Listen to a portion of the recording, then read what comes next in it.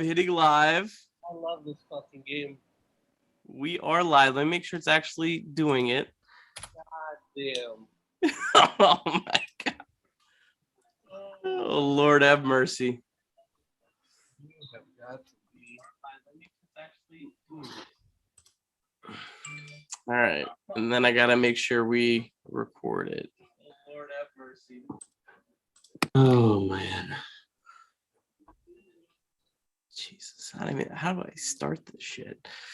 Is somebody going to be monitoring the comments?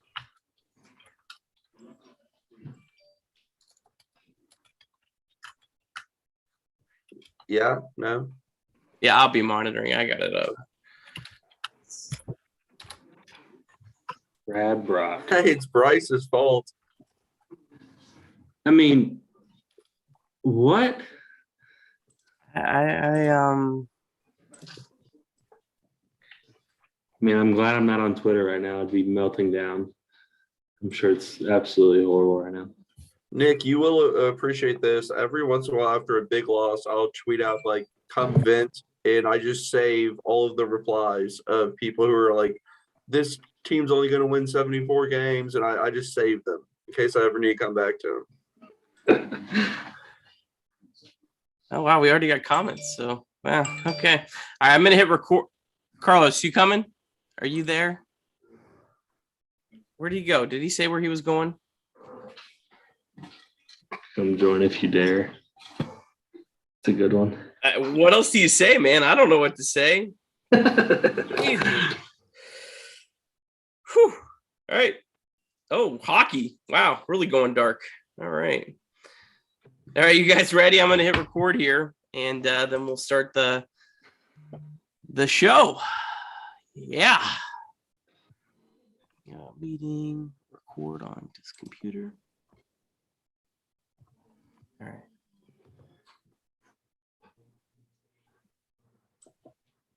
Give me just a second, fellas.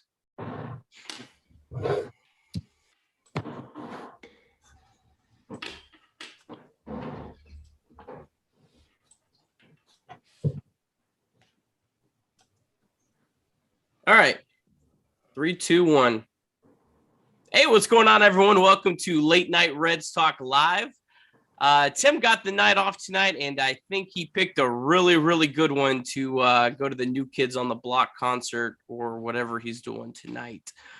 That was a tough one, fellas. Let's just go ahead around the room and introduce the crew. We have got Mr. Carlos Guevaro, our resident superstar. Carlos, how you feeling tonight? I'm actually not even in a bad mood after that loss. It's kind of funny, but other than that, doing pretty well. Clay, how about you? Clay Snowden, our guy now on justbaseball.com, right? Yeah, so I just started writing for justbaseball.com, which you all can check out. They cover the entire MLB. It's a neat website. They also do trading cards, history, pretty much anything that's baseball. But this is my second time on the show, and both times have ended with a walk-off home run loss for the Reds. So really great mojo going on here. Yeah, I think we're going to have a 3-strike rule. So if we have you on one more time and Can I come on in the off season next? We might have to. I don't know, man. Wow. Jeez. Oh, that, you know what? Let's get positive here. Because God knows there's probably not a lot of it out there. I believe right after that game, though, didn't the Reds win 7 of 9? I have no idea. I hope so. Yeah, I went on vacation and the Reds won, and they said, Nick, you can't come back, right? Well, there's other made a strong push for that. That's for sure. You back, Nick, but yeah, no one wanted me back.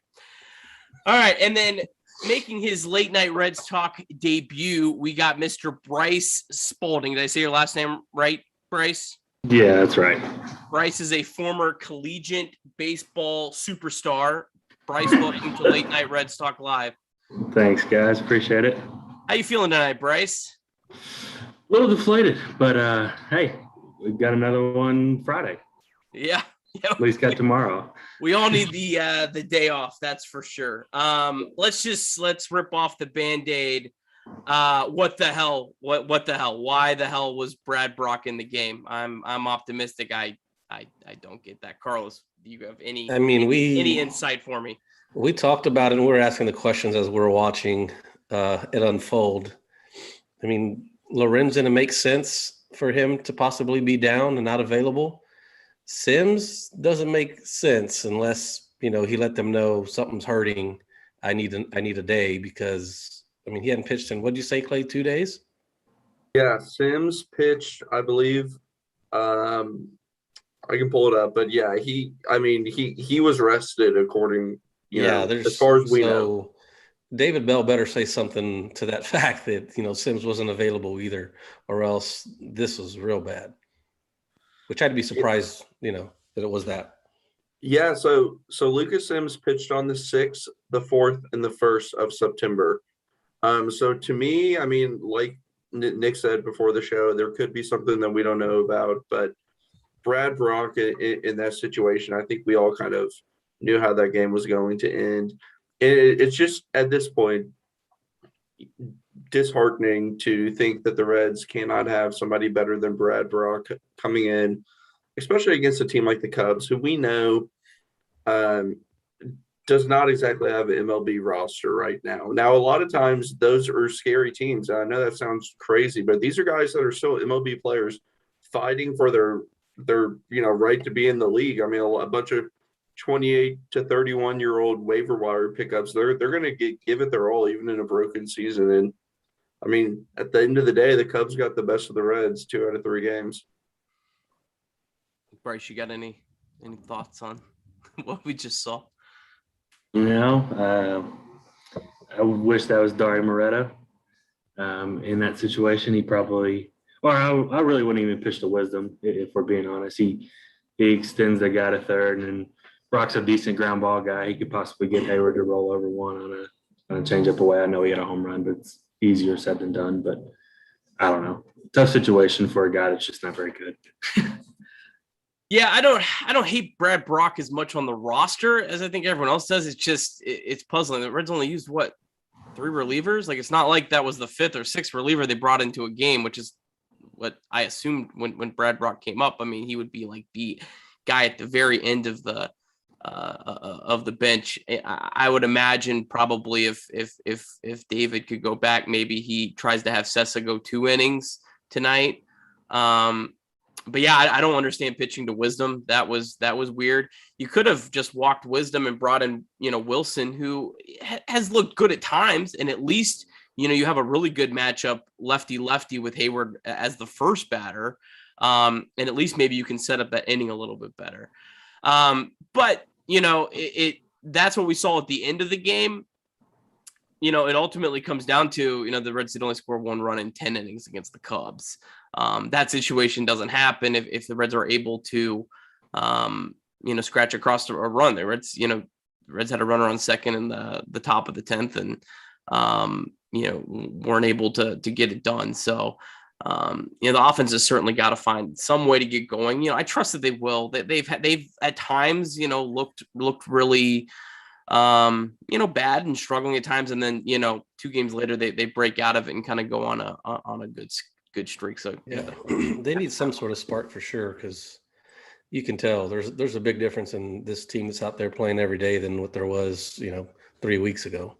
Like it's a different vibe. Like even obviously keep a closer eye on Joey, and even whenever he's coming up to bat, he's not walking up there with the same groove that he had 3 weeks ago. It's different. It's a different vibe, and I don't know. There's almost we need some sort of action to go on. Maybe rile the boys up a little bit or something. Yeah, and that spark might have to just be Jesse Winker when he comes back. They're just really, really missing that hole in the lineup, and I don't think Winker is the player that he was playing in the beginning of the year. That was still way above what I think anyone actually thought he would be. But at the end of the day, you're having some pretty just okay players filling in, and nothing against Max Schrock. He's been playing really, really well, but you want Jesse Winker in that lineup. And right now the offense is it's struggling, and it's a long season. A lot of these younger players, your Indias and Stevensons, they haven't played this long of a season. And India, as we know, has been beaten up some, and I mean he's still producing. He hasn't been as hot recently, but this offense is just really struggling right now. Yeah, absolutely. A lot of comments on YouTube. Thanks everyone for watching. Sorry that it took you this one to jump on. We see some questions. We will certainly try to get to those as we get throughout the show. We did have a lot of topics that we wanted to run through. We were hoping not to have to kind of jump in and talk about the game that just happened as much, but kind of had to talk about that. With where we're at. So let's talk real quick. We'll kind of go around the table. We'll talk kind of the overall state of the Reds and the upcoming schedule. So it looks like the Reds are going to fall to a game back in the wild card race. The Padres are whipping up on the Angels. The Angels did really help the Reds out last night. And thank God they did, or the Reds would be 2 games back. So the Reds are going to be a game back. They're going to have a big 3-game series at St. Louis. Then they're going to play in Pittsburgh. Reds have 9 games against the Pirates. They'll start that next week. 9 of their final 18 games. They do have a series with the Dodgers and White Sox mixed in. So let's go around the room. We'll start with Carlos. I mean, how do you kind of feel about where things are? Maybe try to take the brutal loss tonight out of it. How do you feel about where things are with 21 games to play, and we're assuming going to be a 1-game deficit? I feel we're pretty much exactly where we thought we were going to be at the beginning of the year, right? Like, we're going to be in the dogfight, whether it's for the division or to sneak in, because nobody expected 2 teams from the Central to get in. So I think we're right where we thought we were going to be. We are who we thought we are. But no, I mean, people don't really like to hear it anymore, but the schedule is in our favor.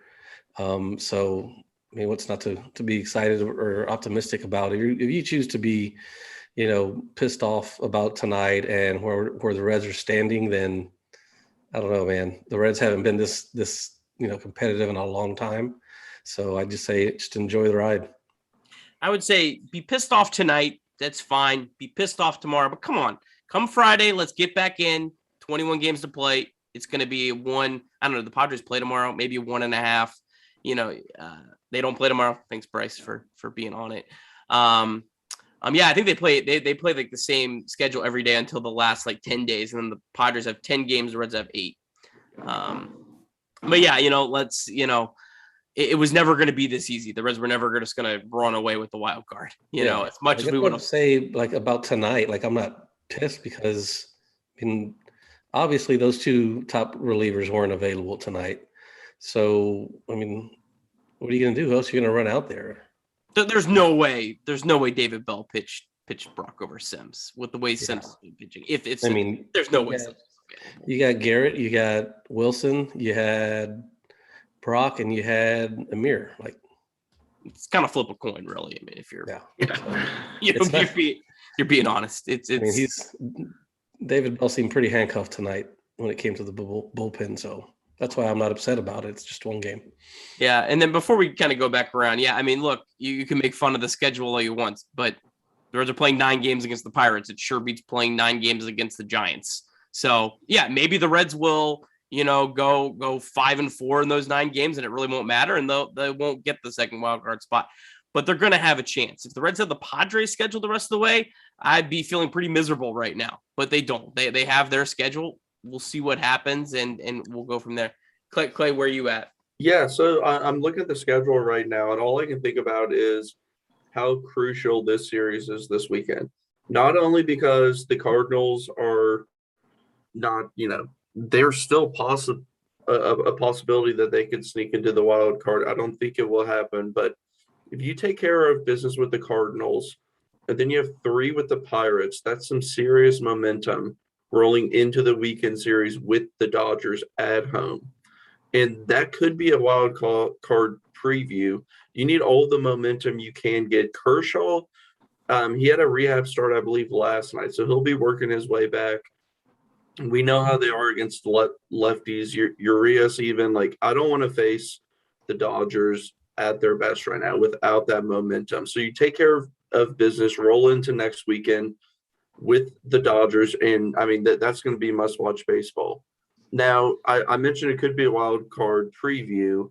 The Giants and Dodgers have been battling it out, and it's possible that the Giants could still get that wild card spot, which the Reds played the Giants earlier this year, and I think that they lost all 4 games against the Giants. But after that Dodgers series, even if it doesn't work out in your favor, okay, you have Pittsburgh for 3, Washington for 4 right afterwards. Forgot about Again, those Washington games. momentum can be built up there pretty quickly. And then 2 with the White Sox, who are currently missing their leadoff hitter, Tim Anderson, and shortstop. And then you roll in the last 3 with the Pirates. So it's still possible. I know everyone's upset about how the schedule went. It was really easy, and the Reds did not take advantage. We've all been upset, but that's in the past. You just really, I mean, all focus right now is on those 3 games with the Cardinals. Those were huge. Yeah. Bryce, where you at? Yeah, I definitely agree with Clay. This weekend is huge, especially seeing the same 3 arms that you just saw at the series at home. I think that's a big deal, especially seeing the 2 lefties again. I think they're going to get the lesser. And obviously Hap sucks. So I think the Reds could and should take 2 out of 3. And then, like he was kind of saying, I mean, the Pirates and the Nationals are much worse than the Cubs, the Marlins, and the Tigers. Much worse. Like, I think I sent that to you last night, Nick. Like, the Reds have more wins since the trade deadline than the Pirates and the Nationals have combined.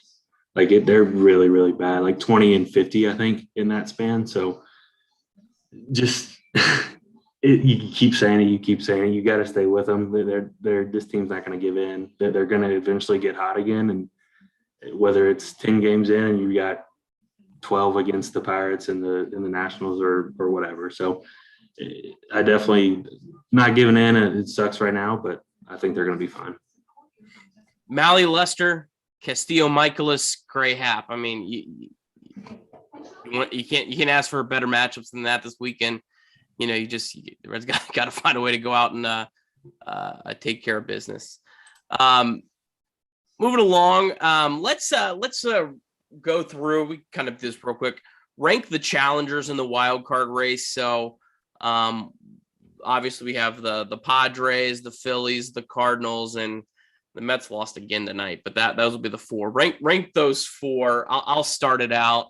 I'd go Padres first, even with their schedule. I still think they're obviously they're ahead. They're going to be probably 3 games ahead of the Phillies if I'm doing my math right. So that's still a massive advantage with 21 games. So I would go Padres, then Phillies, just because of how weak their schedule is. Then I'd go Mets, then Cardinals. I do not have any faith in the Cardinals. I don't know. Maybe I'm naive. I don't see any. The Cardinals aren't getting the second wild card spot. Someone else might not be the Reds, but I just don't see that. So, Carlos, rank those 4 teams. The toughest challenge for the Reds. I go with the Padres for sure, just because they've got the best lineup, the best pitching staff, which their starters are throwing a whole lot better now. Even you threw pretty well tonight. The top guns are going well, and they're going to win games. Like I think those Dodgers and what they have left with the Giants, they'll probably end up splitting all of them. I just think I think they'll figure it out, and then the Phillies, because Harper's apparently hitting a home run every day now for the rest of the season. So, and then the Mets and Cardinals, yeah, I'm not paying attention to them. Yeah, if the Reds finish behind either one of those teams, they're going to finish behind someone else. It's kind of how I look at it. Yeah. Clay. Yeah, I'm just going to echo what you all have been saying. The Padres just have a really good roster. They don't have the depth, but they have a lot of big name pitchers who haven't exactly performed.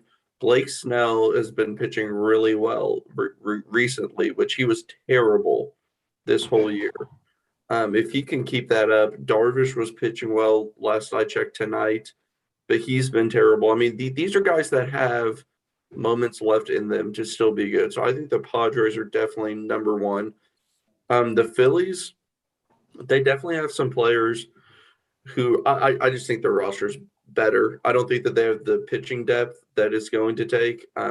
Kyle Gibson was brought over at the deadline to be a number 2 for them, which is a joke. That just tells you about the pitching depth at the deadline this year was pretty bleak. So yeah, I also don't think the Cardinals, I mean, they're still in it technically, but I think that they're gonna, fizzle out pretty quickly. And the Cardinals do have the 5th toughest schedule remaining in baseball. They do have 7 games against the Cubs, but I don't know if the Cubs are really, I don't know, maybe they're just the Reds kryptonite, but man, they have they still have 7 with the Brewers, 3 with the Padres, 3 with the Reds, and 3 with the Mets. So. Nick, is it true that you're a huge Ian Happ fan? I am not an Ian Happ fan. Oh, okay. No, definitely not. Bryce, you got any different views on ranking kind of those 4 competitors? I will go a little bit different. I really feel like the Phillies are going to make a pretty good push here. I mean, they have 11 at home against Colorado, Baltimore, and Pittsburgh. And, I mean, if they can win 9 of those, they're really pushing Atlanta, in Cincinnati, and San Diego as well. So with Nola, Wheeler, and even Gibson, I know he's not great, but he's a serviceable 3 there. But I feel like they're about to rattle off a couple, especially playing at home. They do play really well at home, and seeing some pretty poor pitching there. I think that offense with their name could get going a little bit. So I'll go Philly, which I think Philly could catch Atlanta. Atlanta's got a decently tough schedule. So I'll go Philly, San Diego, New York, and St. Louis. Yeah. The Braves are 2 outs away from losing to the Nationals, the team we just talked about that's so easy for the Reds. I mean, this time of the year, I mean, really, on any given night, anyone can beat anyone. I look at more, the full 21 games the Reds have left, and I say, yeah, they're gonna probably drop a couple of those games that we're gonna be like, how could you possibly lose that? But they'll probably, win a couple games against the Dodgers and White Sox that we're not counting on.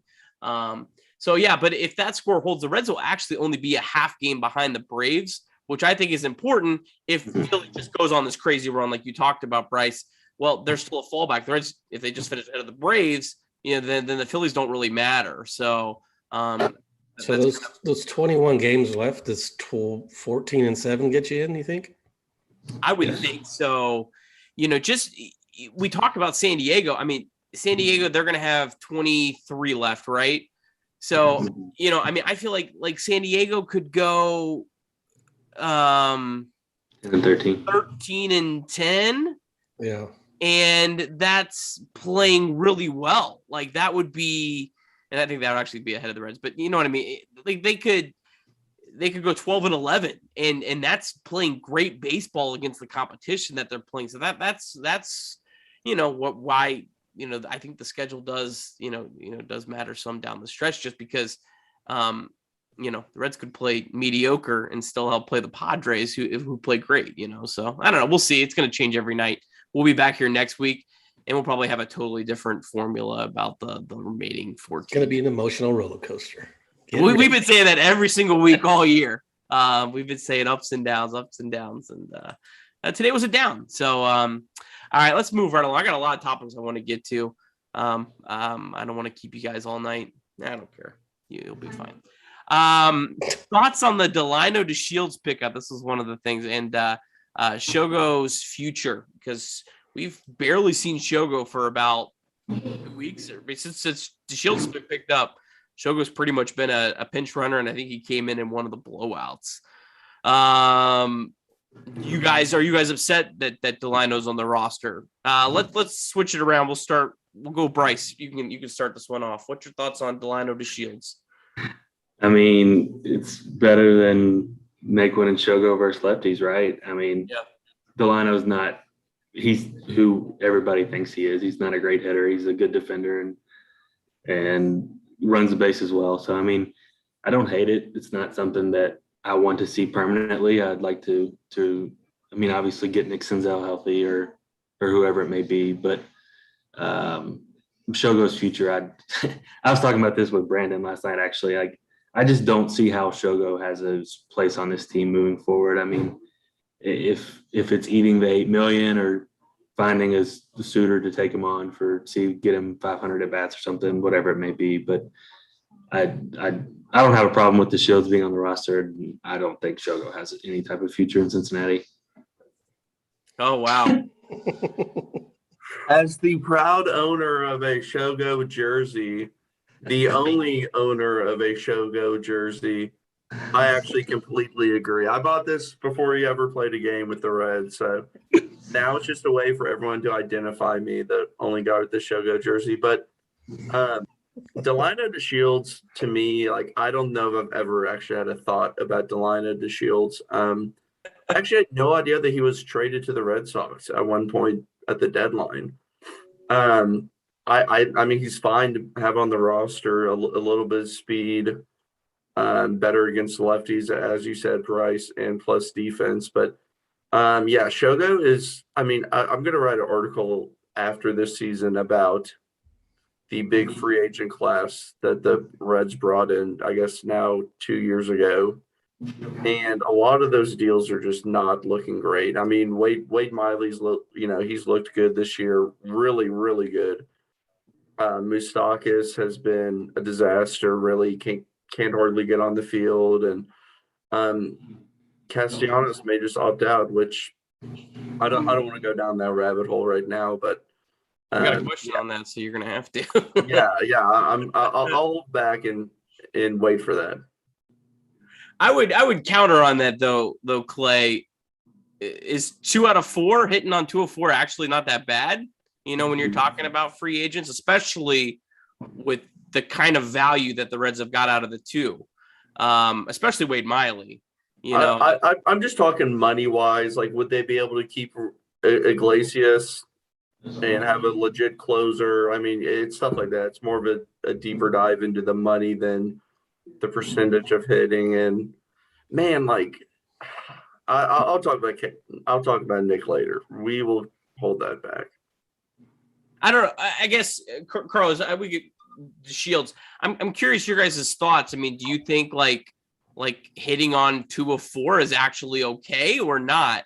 I don't know. I don't think it's necessarily, you know, I think that's, I don't know. I maybe had to do more of a deeper dive. I almost feel like that's not a terrible, you know, percentage of hitting on guys. I don't know. Maybe I'm off. Carlos, what do you think? So it was, sorry. It's Miley, Castellanos. Who were the other two? Shogo and Moose. Yeah, the Moose one kind of stings, which, I mean, I haven't given up on him the rest of the year. Like, I mean, I want him in there against right-handed pitchers, but I mean, the value they got from Miley is pretty exceptional. I mean, it's way over than $8 million or whatever he's getting paid. Yeah. So, I mean, and then the Shogo was kind of always an experiment. Like, they didn't know what they were getting. They thought that he was going to translate as good as some other hitters have come over, but just hadn't panned out. So, again, I mean, what does he get in a year? Like 15, 12? 7. Oh. Yeah. Or Yeah. around 7 or 8. And you know, and Carlos is right. A lot of players who come over, it's not a super high hit rate.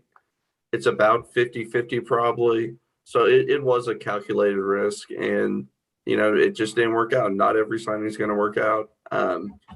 So yeah, I mean, I Nick, yes, you are right. 50% is pretty good. My focus will be more on how they could have used that money. Of course, hindsight's 2020, which will, you know, play in my favor, I guess.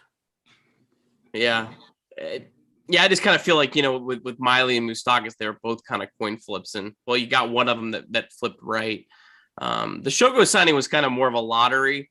And I think at the time it was fine. I think when you then had to cut Iglesias is where it stings. You know, and I don't think the Reds would have made that move if I don't think Dick Williams, I don't think he would have made that move knowing he would have to cut Iglesias the next year to save payroll. So it just, they didn't, coincide well together. But What really hurts with Shogo is that he teased us with that home run in his first spring training. That son of a. Of a guy that never pitched in the major since. Yeah, it stinks for Shogo. I wonder almost if there will be some sort of buyout this offseason, and that's maybe why the Reds have kept him on the roster, is because if you DFA him, you aren't going to get any sort of buyout. But the Reds are almost kind of holding that leverage. Hey, you want to, go back to Japan or wherever, we're going to buy you out of your contract. You can't buy someone out of the contract. If you DFA them, you're paying them the whole thing. So, Yeah. I almost wonder. One quick comment on that. I've had some people on Twitter ask about this. MLB contracts are guaranteed contracts. They're not the same as NFL. So they're in the NFL, you see players like Shogo would have a contract restructured or something along those lines. It's totally different in the MLB. So when you sign that contract, it's more of a guarantee than in football, where it really doesn't mean anything. I could be wrong on this. I've been wrong a lot of times. Can a team overseas buy out part of the contract though? That's what I meant. I'm sorry. Yeah. And that's what I wanted to clarify. It's not a buyout like you would see in hockey, for instance. Hockey buyouts for this would be pretty much getting him off the roster and spreading his money, a little bit more money actually over multiple years against the cap. Well, there's not a cap in the MLB, obviously, so it's a little different. And the contracts are guaranteed, which is a little bit different than, like I said, in football. But yes, you can actually sell. This happened with the pitcher that was playing for the Bats, Bo. I don't know how to say his last name. He just got sold more or less to a Japanese team. Okay, good stuff there, Clay. Thanks for your input on that. Something I'm definitely not an expert on. What's your guys' overall thoughts on Moustakas? I think coming into tonight, he actually had pretty decent numbers over, very small sample of like his last 10 games. Reds have faced a lot of lefties, so he's had a lot of nights on the bench. I know he didn't look good tonight. But what's your guys' overall thoughts? Carlos, we'll start with you. I know you just said I believe in him against right-hand pitching. What's your thoughts on Moustakas? Are you riding this out for another week, 2 weeks, rest of the season? No, they're at this point, they're going to ride it out. It's not like they're going to bring up Barrero to start playing third base or anything right now. Like we're beyond that. I think, like, I thought maybe if not to switch, players, but like I thought if Kyle Farmer struggled like really bad here these first 2 weeks of September, that then they would give it to Barrero. But, he's been okay. Hasn't done, he's been great defensively. Same thing like Moustakas. I think Moustakas has been surprisingly good at third base. He's made some really good plays over there tonight. He made a really good one early on. But it sucks that he's a platoon player right now, and we're paying for that price to be a platoon player, but it is what it is. Let's roll. It's a hell of a, like 22 million between Moustakas and Suarez, and neither one of them are really hitting their end of the platoon, man. You win some, you lose some. And one quick point on Moustakas, India changed everything about Moustakas. If India doesn't exist, we probably look at the Moustakas contract a lot different, because the Reds wouldn't have, a guy filling second base that's playing honestly at an all-star level. So he does kind of change the trajectory, because when the Reds signed Moustakas, I'm not sure they really viewed India as a major league player. Am I wrong on that? You're right. To play third base, maybe more of a long shot to be maybe not a successful major league player is probably what I should have said. I don't know, Clay, what's your thoughts on the Moose? Yeah, so I tweeted this earlier tonight, just about right now, third base for the Reds is kind of a mess. Suarez still has 3 more years after this at $11 million per season. And Moustakas' contract actually is structured to go $16 million next year and $18 million the year after that. Then you have a $4 million buyout if you don't want to pick up his $20 million option. So not only do the Reds have an issue with how they're playing, but they have a serious issue with money tied up at that position. Neither one of them are, what I would consider young, and they're both going to be difficult to move. So if you see this a lot in other sports like hockey, where you move a large contract with a top prospect that typically just doesn't fit in your organization. I don't see the Reds having the prospect depth to do that. They're not the Seattle Mariners with this, elite system right now. So moving on from them will be a lot more difficult unless you just want to eat a ton of money, which is not something that I think the Reds are going to do. It's not something that they typically have done in the past. And as we know now, I know the general manager has changed, but a lot of times when these organizations sign their own players or sign a big free agency, they're not going to give up on them very quickly. It's just a tough pill to swallow. So I think that, what we're seeing is what we're going to continue to see for the rest of the year with the playing time and the production. I don't see either one of them. Now, Moose, I would guess he is a little – I have more faith in Moose than Suarez right now. Suarez just seems like more of an automatic out. Moose has hit the ball pretty hard, the past few days. So maybe, but at the very least, he's, a vet on the team that everyone's raved about his clubhouse presence and has a World Series ring. I mean, there is value to that. It's just not $16 million value. And Winker being out just makes all these things so much more pronounced. Moustakas isn't hitting. Oh, so what? You move him down to 6th or 7th. Winker's there. Man, a night like tonight, Alex Mills, that's Winker that's the kind of guys that he destroys, and yeah, I mean, a lot of the, not every problem is fixed with Jesse Winker, but damn it, a lot of them are, and it makes everything else, I think, feel a little better. Bryce, your thoughts on the Moose?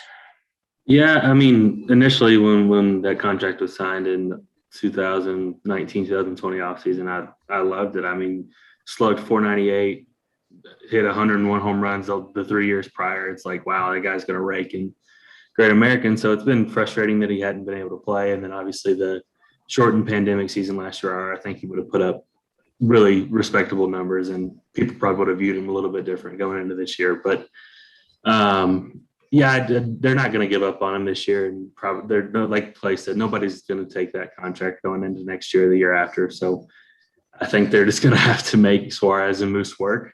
I don't want to move Suarez. I think Suarez is going to hit. I really think eventually he's going to figure it out. He's not a 170 hitter. I think eventually he'll get back to it, maybe 230, 330, 470 slash, something like that. And I think he's still got that in him. I really think his shoulder's doing numbers on him offensively. He's just a guy I think at least you want to give him an off season, see if he can figure things out. What's it going to hurt to hold on to him? You're not going to get anything for him. At best, you're going to salary dump him and maybe save $1 million. Not going to get much. So why not give him an off season, see what he can do?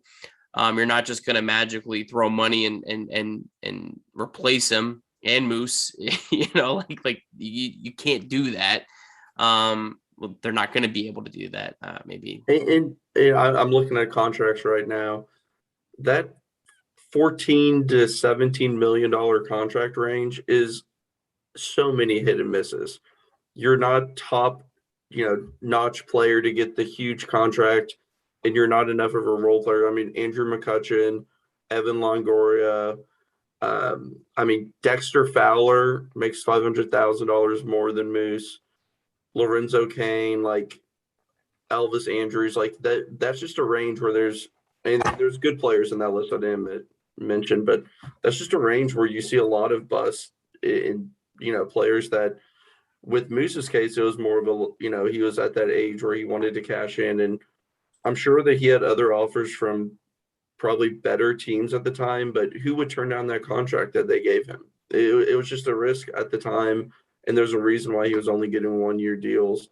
And I was optimistic then, but, with hindsight now, it's just looking like a move that's not going to pay off. Yeah. All right, good stuff. Keep moving along here. I got Schrocktober. We already talked about Schrock, but I just had that in my notes and I just wanted to say Schrocktober. So we'll skip over that. Former Cardinal and Cub, Max Schrock. He feels like a guy that, man, you get to the postseason, he'll just have like that. I tweeted it before, have that Mark Lewis 1995 moment. I don't know. Am I too old for you guys? How about if he has a moment like Christian Cologne, former Red great Christian Cologne? You get out of here. You get out of here with that. Get out of here with that Christian Cologne DHing over Aquino. It was garbage.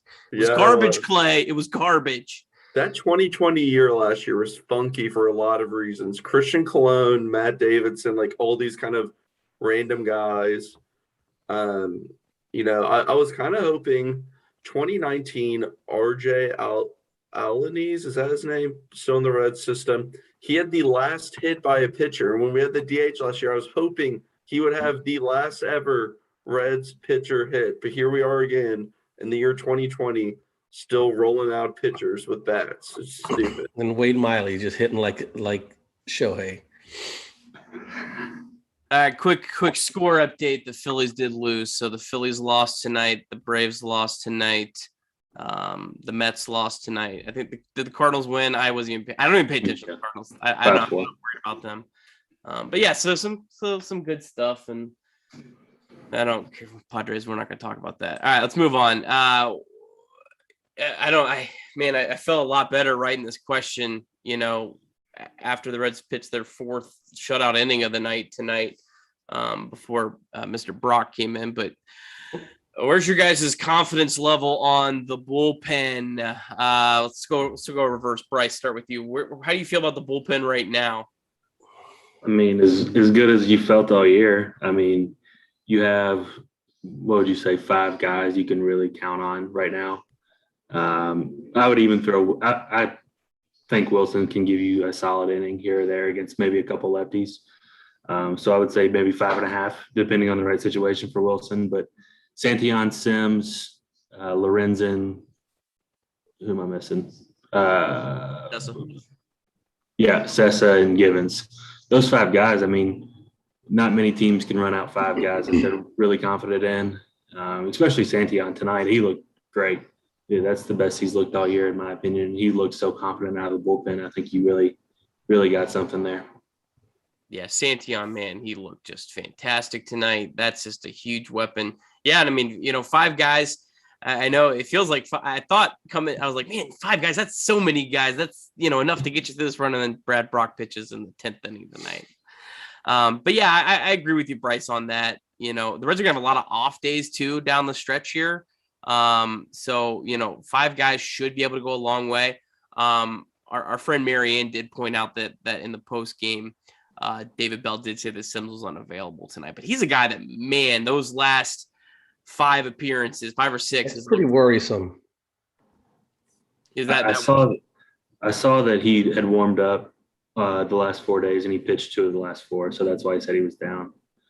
Oh, he warmed up the last 4 days? Yeah. Okay, so it was not necessarily him feeling anything. It was just more that they had warmed him up. And right. Oh yeah, you went 4 days in a row. Sorry. You're done. Okay, that's good. That's good. That's good. That's good news. That's good news. We'll take any good news we can get. Yeah, because I think Sims, man, you know, I know Carlos was really worried about you know, Sims coming back from the IL. But yeah, he seems like he's figured it. And the nice thing I think about Sims has been his command. I think he's only walked 1 guy in like his last 6 outings, which that was the thing. It just, you know, he couldn't throw strikes consistently. And, you know, when he throws strikes, you know, yeah, he'll still, I think, occasionally miss, but his stuff is nasty and he can definitely get a lot of strikeouts, a lot of swings and misses. Clay, your thoughts on the overall on the state of the Cincinnati Reds bullpen? I do think it's been improved since the deadline with who they brought in. I don't think it's great, but as we all know, relief pitching is fickle. You have so many great relievers who are good one year, bad the next year, good one year, bad the next year. So it is hard to predict, and it's hard to find consistency. And when you do, they get paid huge dollars, which is not something that the Reds typically do.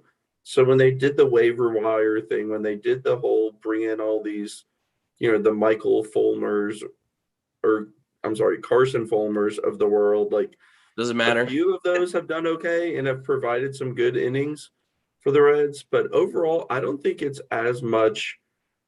I personally am not as worried about the bullpen as I was before the deadline. I really like Givens and what he's brought. Sessa as well. Wilson's just another lefty who I mean, him and Garrett, I don't necessarily trust either one, but I think that there is enough pieces, as you mentioned, Nick, with the off days coming up. They won't have to pitch the Brad Brocks of the world, hopefully, anymore, unless it's mop up duty against the Pirates. Save those innings, and I know Bell will be smart about that, and he won't throw out his top guys if the Reds are in a large lead. So those, in a way, can be off days as well. 9 against the Pirates. That's when we want to see Brad Brock, Jeff Hoffman, all of those type of people, Amir Garrett. I mean, hell, it wouldn't be ridiculous to think you could use some of those games, if they go as we hope they do, to try to get an Amir Garrett or somebody on track and get him 2 or 3 outings in a row that are good. I mean, that's me trying to be optimistic. I know I Nick love wants it. that. I love it, Clay. But I'm trying to find the positives here, guys. That Come is- on, let me have it. that is deep optimism. Ah, man, The 9 Clay, games against the Pirates. Most I important respect part the hell about out it of is it. getting the bullpen struggles back on track. I respect the hell out of it, Clay. Don't know if I could go there, but I respect it. I respect it. Carlos, where you at? We were talking about the bullpen. Yeah, I mean, it's the best it's been, like Bryce said. I mean, it's the best it's been all year. The guys that you can hand the ball over to from the 7th inning on, I'm okay with it. And Santillan, if he can be that coming in the 5th inning, finish the 5th and get the 6th, 2 games out of the 3 in the series, that's amazing. Or he could just throw, like the 7th inning if they need him, if like Sims or someone else is down. Like, he looked really, really good tonight. Like, I'd say that he looked the best if Givens didn't look as good as he did either. Like, Givens looked really well tonight. But I am kind of annoyed that they have to hide these relievers, because I mean, that guy who, I'm sorry, I don't know his name, that has thrown 20, scoreless innings in AAA. That guy needs to be in the Bryce, bullpen. say his name. Say his name, Bryce. Ari Moretta. Yeah, Moretta. He needs to be there. And it's not the same situation with Barrero and Farmer before you guys start hitting us up on YouTube, because the bullpen has been terrible all year. And there's plenty of spots for this kid to go there, and nobody in that clubhouse is going to be mad with a fresh arm in the bullpen. Nobody. Yeah. And the Reds screwed up on Iglesias. All right. We can't go back. They screwed up. It is what it is. Okay. But since the season started, you can't just trade for relievers in May. No relievers got traded in May, other than, to the Rays. But we're not going to talk about that. But the guys the Reds brought in have all been solid. Sessa's only walked 1 batter as a Red. And, Clay's point, relievers are fickle. Craig Kimbrell has a 5.79 ERA with the White Sox. I'd take Craig Kimbrell right now, but that's what I'm saying. I don't want the Reds to go blow out their farm system to bring in a couple relievers. Get me the Luis Cessas of the world, who are fine at their absolute worst average relievers. That's fine. That's the Yankees get rid of him. Were they that good?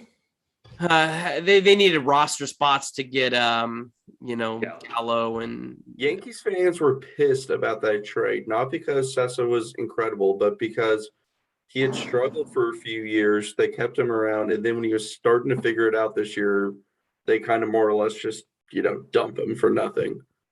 How many guys have the Reds brought in that couldn't throw strikes? I mean, I maybe I'm going overboard, but dude's only walked 1 batter as a Red, 16 innings. That's incredible. The guy throws strikes. Give me that. Give me. So yeah, I feel like we're in a good spot. Hopefully the Reds can leverage these off days and kind of use this as a strength. And then you get to the playoffs, whatever, it can happen. We'll we'll talk about that more as we get further along. But I think the Reds can use some starters and roles for that. But we're not going to talk about that tonight. We said we're not going to talk about a lot of stuff tonight. Yeah. Well, I don't want to get killed. I don't want to mention any playoff strategy tonight because You want to give it away? No, I will get crucified for talking about playoffs. We got two things I kind of wanted to get, Clay and Bryce, your guys' expert opinions as guys who, follow the minor leagues a lot closer than old farts like me and Carlos.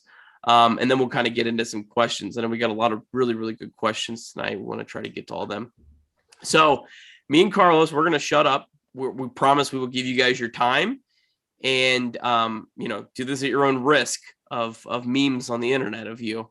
But me and Carlos, I feel like we've beat the dead horse on the case for Kyle Farmer. Make the case for Jose Barrero. You guys pick whoever wants to go first. Go ahead, Clay. So Barrero was a guy who we all saw struggle last year. He came in this year, and when I watched him at the alternate site this beginning of this year, he did not look good. His swing looked choppy. He was out in front of stuff. He was swinging and missing like crazy. And I kind of convinced myself that, oh, man, I don't know if this is the guy that people think he's going to be. Well, then he made me look like an idiot all year long in the minors. And he needed this season in the minors. And I said on other podcasts that I did not want him to be brought up at all this season, honestly. In the best case scenario, my plan was go out at the deadline and get somebody in trade, a number 15 overall prospect for someone to fill that gap. Because at the time, he only had like 300 at-bats above high A or low A. So, I mean, you've got to let him develop. Well, he just kept hitting and hitting and hitting. They brought him up. They did exactly what I did not want them to do. And they just kind of played him sporadically, sat him on the bench, didn't really give him the best opportunity to succeed. A player like him needs to play every day if you're going to bring him up. He needs every at-bat he can get during this developmental stage. So sending him down, if that means he gets at-bats every day, is fine with me. I just did not like the idea of bringing him up, expecting him to produce. And then, of course, fans are already having a short fuse on him on Twitter. Now, those aren't exactly the smartest people in the world. If your Twitter name is Joe Burrow King 69420, then I'm probably not going to take you too seriously. But I do think Barrero has more of an offensive upside than Kyle Farmer. Farmer's playing really, really top-notch defense at shortstop right now. And I'm not the biggest Kyle Farmer truth or anything, but right now, I mean, he's fine, right? If back in the day when Nick was a kid, you could play a shortstop out there that couldn't hit as long as he had a good glove, right? I think Barrero has as good of a glove as Farmer. He doesn't have the experience, and I know Carlos has touched on this about what it would do to a locker room. But I think Barrero, my whole thing is he needs everyday at-bats. If the Reds truly think that keeping him in the minors and getting him everyday at-bats will be better for him, then that's fine with me. I'm not going to challenge that. But I just don't want to see him called up and sitting on the bench. I think that's terrible. Before we get to Bryce, I just have one kind of question for you. Obviously, at some point, Barrero, we assume, is going to get called up to replace Farmer for paternity leave, which is going to be, 2 or 3 Any day now. Yeah. Yeah. So that's kind of a weird caveat situation thrown in there. So let's say that happens. Let's Here we say go. I can't believe you said we're going to shut up, and here you are talking over. No. This is total BS. Just because you're the question. lead guy now?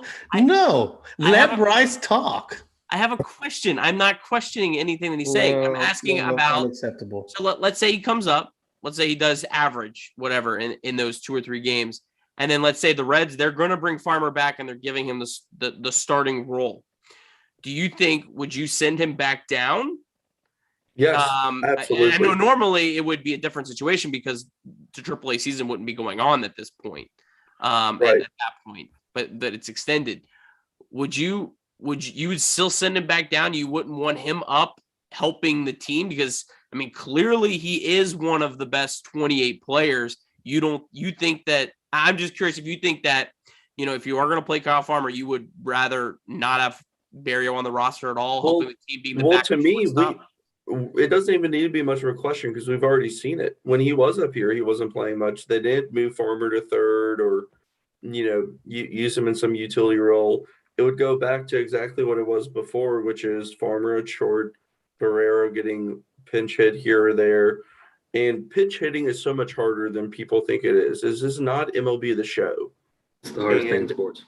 Yeah, exactly. So I just want him to get everyday at bats. And when Kyle Farmer comes back, if he is going to be the starter like we've seen for pretty much the bulk of the season, then yes, send Barrero down.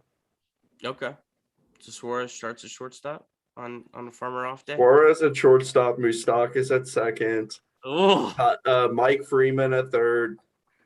I'm just going to bookmark this. I'm not going to ask questions and questions. Bryce, go ahead and talk. All right. Before I get started, if anybody else comes at me and tries to throw Jose Barrero's 2020 season in my face, I'm gonna mute you, and we're gonna move on. So that's silly. That's silly. Even I believe that's silly. So those 68 plate appearances that he had in 2020, where he didn't play one season above A ball, is just throw it out. Yeah. And because I played Division III baseball, and that's like throwing me in the middle of the SEC and expecting me to hit. That's not happening. Okay, so Jose Barrero is a top 20 prospect in all of Major League Baseball, and that's unbelievable. The Reds haven't had somebody of this caliber in the middle of the field besides Senzel, if you even consider that he came up with third baseman. So my biggest gripe with Barrero Farmer is Barrero never truly got the chance when Farmer had the big July, and that was right when Barrero probably would have been called up. And if Barrero gets called up maybe a week before Farmer gets hot, it's probably a totally different story, and Barrero probably plays and moves on, and nobody talks about Farmer. But he had the big July. Everybody feels like he's earned that. And I'm not taking anything away from what Farmer's done. He solidified the shortstop position like Nick has talked about over and over, and I respect him for that. But let me see. The last 132 plate appearances for Farmer, he has a 61 weighted runs created plus, a 258 OBP, and a 360 slug. And that's guys that's hitting fifth and sixth in the order on a day-to-day basis. So I want Farmer to start hitting. And I know it's 20 games, and I know that he's a great clubhouse guy. But if Barrero comes in these 2 or 3 games and he's really playing well in it, whether that's in St. Louis or in Pittsburgh, I feel like something needs to be done about you got to find a way to get that bat in the lineup. You got to find a way. If he sparks the lineup and that's something that gets the guys going, then that's really something that we need to address. I just think that they've really handled the situation poorly.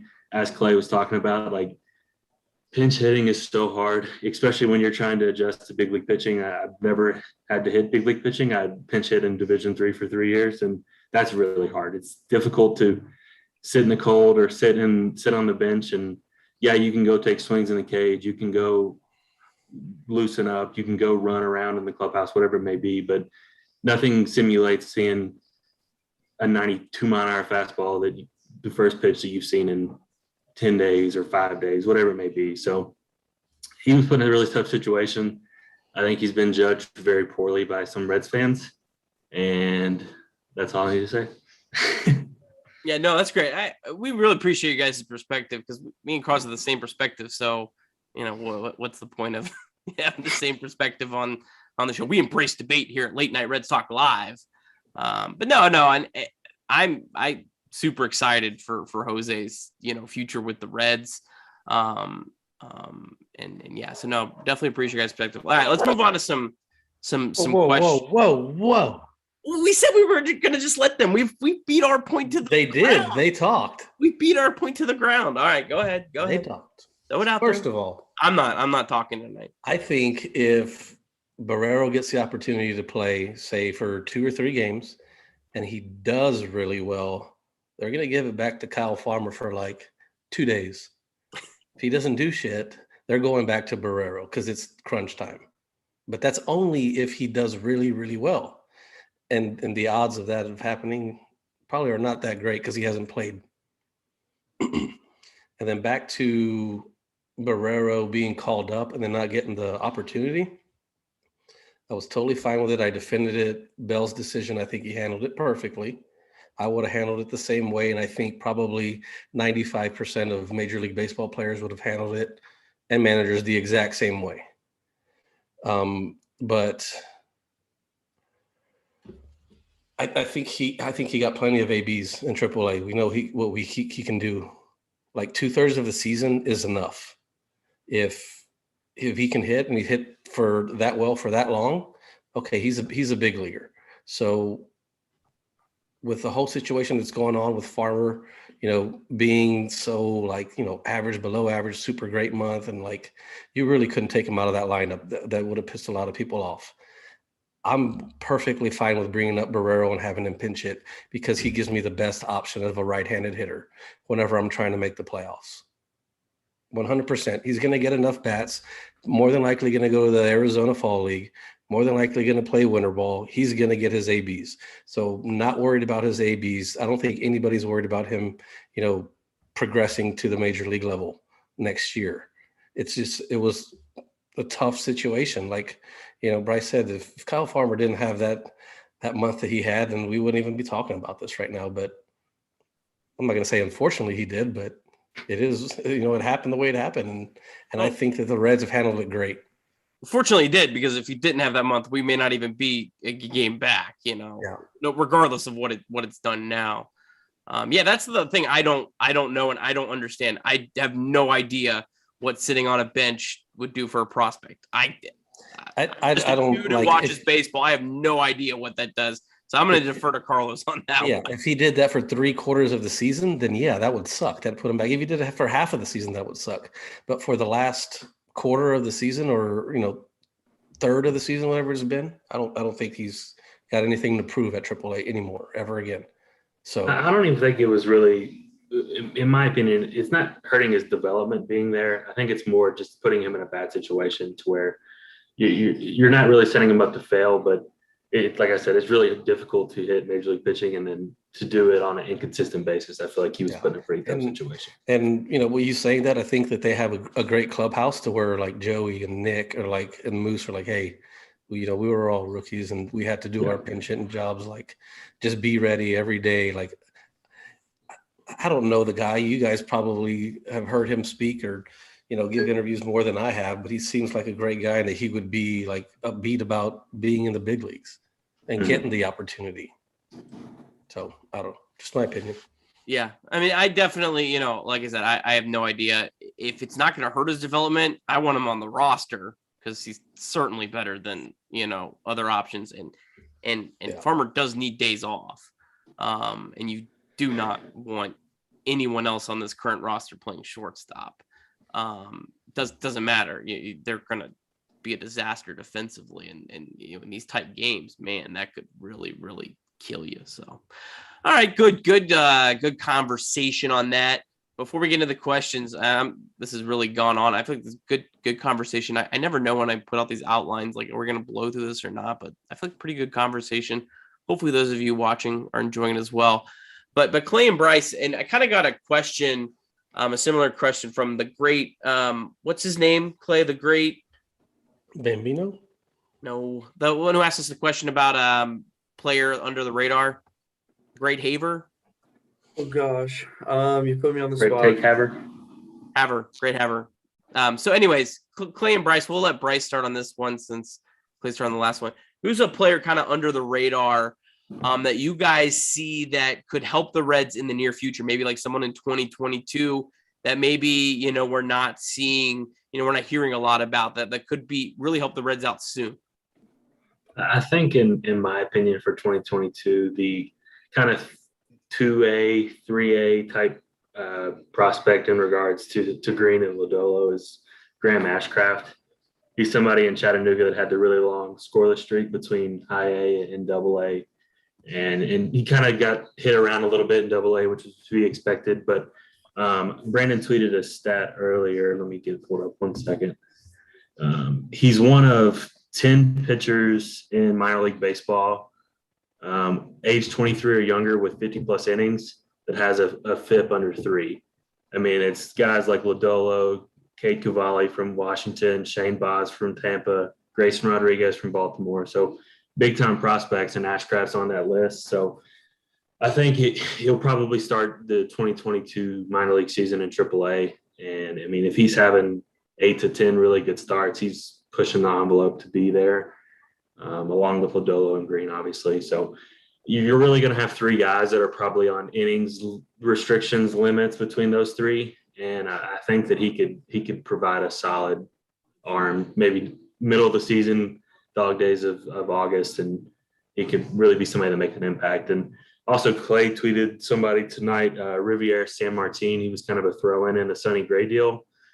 He's a left-handed guy that pitched out of the pen, started some this year. He pitched really well tonight, 6 innings of scoreless baseball, I believe. And he's like 95 to 97 from the left side with a pretty good breaker. So he's somebody that could possibly make the switch to the bullpen early next year in the spring training, and could provide that left-handed spark that you're looking for if Garrett can't figure it out. Do you think Ashcraft could, if the Reds had a need or whatever, do you think he could his stuff would translate to a decent, reliever, maybe for short term, maybe for long term? Possibly. He's more of a 3-pitch guy. His sliders is that gets a 60 grade on Fangraphs according to most scouts, but his fastball is 95, 97 as well, and he features a curveball and a slider, which is kind of odd for a starter. So he'll probably eliminate one of those, I would say, moving up a level, and then kind of rely more on a changeup. Or they have to protect him. Yeah, I think He's only 23, so I'm not exactly sure on that. He's a college guy, just moved really quickly through the system. I really like him a lot. Clay, who you got? Who's your guy? So that's a great pick. And those other prospects that Bryce mentioned, you all may not know. Those are truly elite first-round talents. I mean, Grayson Rodriguez for the Orioles is the #1 pitching prospect in all of baseball. Cade Cavalli's incredible. One of the fastest movers through all of the prospect rankings. So, that is really good company to be with. San Martin's a guy who Bryce touched on that I think is important. And I wanted to focus on a couple of guys here, but really more or less a situation. Left-handed pitchers out of the bullpen has been a struggle. Sean Doolittle, Josh Osage, Justin Wilson, Amir Garrett. I mean, the list goes on of kind of people that have struggled. And because we're talking about 2022 only, 2 names, San Martin, I think he's right now a starter. He has an interesting slot angle on his delivery. I think that could translate well to the bullpen with his stuff as well. And if he's somebody who can bring in a lefty into the bullpen, that's really promising considering how the Reds have struggled there. Another guy, and you all may hate me for this, but Cnl Perez, I'm serious. He has pitched so well in AAA, and he truly has nasty stuff. His issue is walks, and he's only 24 years old. Everyone forgets this. He also was a top 5 or 6 prospect in the Astros system. This guy has the stuff to do it, and he's really dominating down in AAA right now. And now he may pan out to be one of those 4A type pitchers, but I truly think if he can locate his stuff, I would not be surprised. We talked about how fickle relief pitching can be. I know everyone's probably thinking, shut the hell up. What are you talking about? He sucks. We've all seen him. But I'm just telling you, watch him pitch. He has some really nasty movement. And if he can just refine it just a little bit, he could be extremely effective in terms of 2022. One other name I'll throw out there who's he's not, jumping off the box scores or anything, but TJ Friedl is the guy who I would automatically replace Shogo with.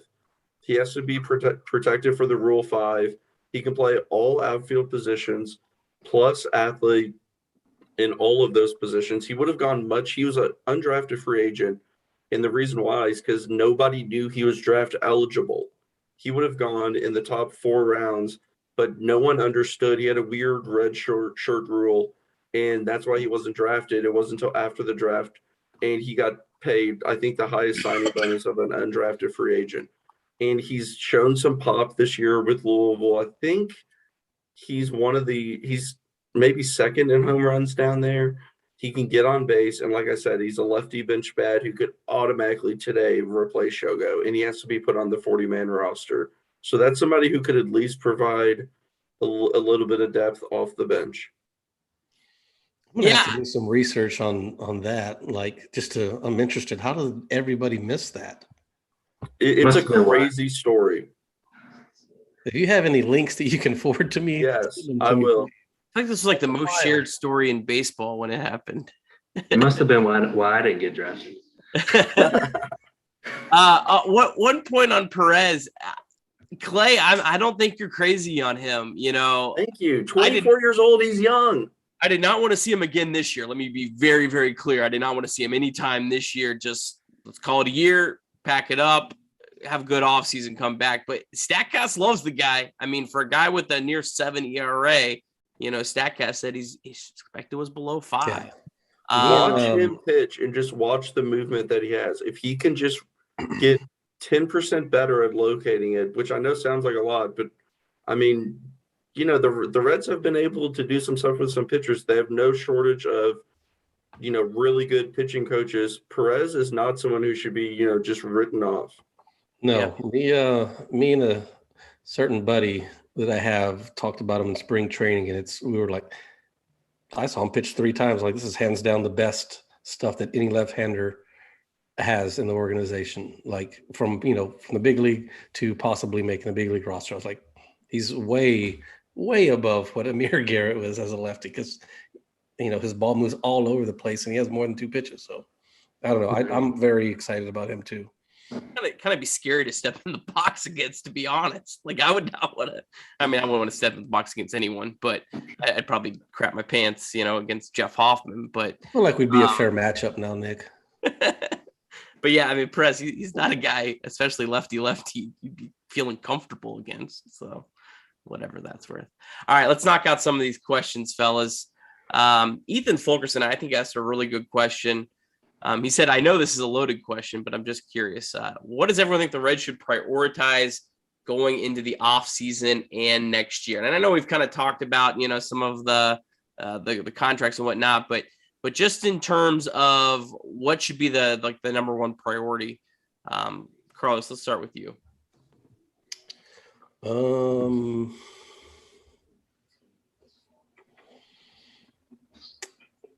I'm choosing between adding bullpen arms or Nick, and I'm probably going to go Nick. Signing Nick. Yeah, I mean, it's got to be a right-handed bat, you know, especially if it's either Castellanos or replacing Castellanos, or Castellanos and replacing someone else. If there's somebody slightly better than Castellanos, I don't want him. I want Castellanos. Like, he's been so great for the city, and the fans love him. Like, I love watching him play. Like, if they can do it, it sucks that Scott Boras is his agent, but if they can pull it off, I'd say that. Yeah. And we got another question about Castellanos, so let's not get too far into him. But Clay, who do you think? Yeah, Where do you think? will not be, because Carlos said Nick. I'll move on and say finding a center fielder. I think that is a huge hole, and it's been kind of masked in the past with Nick Senzel. I've never been high on Nick Senzel. I'm just not a big Nick Senzel guy, and he can't even get on the field. So I actually think it's a great offseason to trade him, even if it is for less than what his value might be. If you can get another player like him back in a trade, a prospect that just needs a change of scenery, I think finding a center fielder would do wonders for this, especially if they're a good fielder.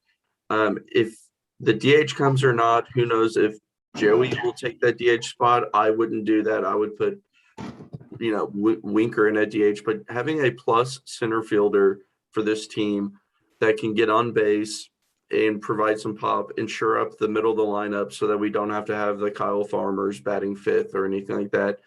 In terms of free agent market, I don't have a bunch of names on the top of my head. I mean, Byron Buxton's an interesting one, but he's also someone who can't get on the field. But he's not going to re-sign in Minnesota, from what it sounds like. And you're talking about a top 5 center fielder when healthy. The issue is, do you want to deal with that type of, injury proneness? And the reality is you're going to get him cheaper than most players because of his injury history. He might be a deal in that $16 million range. But that's more of an off-season topic. So addressing the center field situation is the number one for me. Yeah, I like that a lot, Clay. Obviously, if you get Castellanos re-signed, you could look for a center fielder. Maybe someone like Buxton in a trade would really feel better because you feel like maybe you could risk a little bit more if you have Castellanos locked up. Starling Marte is a guy's a little older I love him. a little older than I would like, but he's still a really good defensive center fielder. He's aging so well. He is stealing base after base since he went to Oakland. They just let him run. He may be 33 years old, but I don't care. I mean, a 3-year deal for him, I would do it in a heartbeat. I love Marte. You don't have to sell me on that. But yeah, I mean, say Castellanos did, it just doesn't happen. You could look at spending that money on Marte. Maybe a Naquin Aquino platoon in right field. Naquin, I think, is a much more valuable player in right field than in center field. And then, you still have, guys like the Senzels of the world, who are I don't necessarily think you have to trade Senzel. I like just having him be hey, we're not going to count on him, but hey, man, he can, let him be Jonathan India in 2022 and force the issue and make the Reds have to figure it out. That'd be awesome, wouldn't it? So yeah, I love the idea of center field, and but yeah, I mean, the Reds need a right-handed bat. Man, George Springer last year, that would have been. I mean, I know he has had issues staying healthy, but man, he was 3 times on the injury list already. He's missed 70 games, but he is so good when he's in the lineup. Yeah, that bat would translate well. Bryce, what do you think? Yeah, I kind of go along with both of their points there. Obviously, I think signing Nick is first and foremost. I know we've spoke on his deal, and we'll get to that later. But my next thing is maybe out of question, out of context, but Ketel Marte, the Diamondbacks are going to be horrible again. And if whatever you can offer to them, the guy's unreal. He's a great center fielder. Hits are above average. Hits for power. Guess what his weighted runs created plus this year is against left-handed pitching? 7,000. 220. Oh, that's he's a switch hitter. He can play around the field. He's fast. He's durable. He would be unbelievable in Cincinnati. The best thing about him too is he's only $8 million next year, and then club options for 2023 for $10 million. Club option 2024, $12 million, age 30 season, unrestricted free agent 2025. I would give up Green or Lodolo for him. That was exactly what I was like. You'd have to give up one of them. I know me and Clay love, or maybe just me and Clay tolerates me, but I love to play with the trade generator, and I can't even come up with anything for him. He's one of the highest values. It's that contract, and he's versatile. You can play him at other positions. He can play second base, shortstop. He can play shortstop. It's unbelievable what he can do. Yeah, he's getting wasted right now in Arizona. I'd give up Hunter Green for him tomorrow. That's crazy to say. I would too. Not that crazy. Hope Hunter's not listening. We love you, Hunter. Hey, one little thing I want to drop in there, and right below center field for me is shredding a bad contract. If they can somehow get out of a bad contract and trade off, I know it won't happen, but without trading some huge name prospect, trading off a bad contract would be huge. I don't think Joey was what he was talking about. No, I'm not talking about Joey Votto. I don't even think Joey's a bad contract. I'm trolling our Twitter folk. No, I'm a Votto guy. I like Votto. Votto stand here. Yeah, I mean, maybe they could throw in a prospect and trade one of the contracts, kind of eat it, and then, be able to, reallocate the money, that would be nice. All right. Do you guys have anything else that you want to touch on? I think I got to all the questions. I'm sorry, YouTube. There was just a lot of good sharing of frustration. So I'm sorry if I missed some questions in there. That's a good way to put it, I bet. But no, sharing of frustrations going on here, guys. Thanks so much, everyone, for watching. Any other things you guys want to address before we wrap this up? The only other thing I would say would be, as I'm thinking of off season, is a sneaky need is starting pitching. I mean, if Miley leaves, if they don't pick up his club option, Sonny Gray's been injured. He's on the last year of his deal. I mean, you realistically could be relying on a lot of rookies and a Gutierrez, and there's not much depth after that. I could see them bringing in some type of a vet, at least to battle for a role in the rotation. If they don't pick up Miley right away, I'm not even paying attention the rest of the fucking off season. Morton just they're not going to spend money.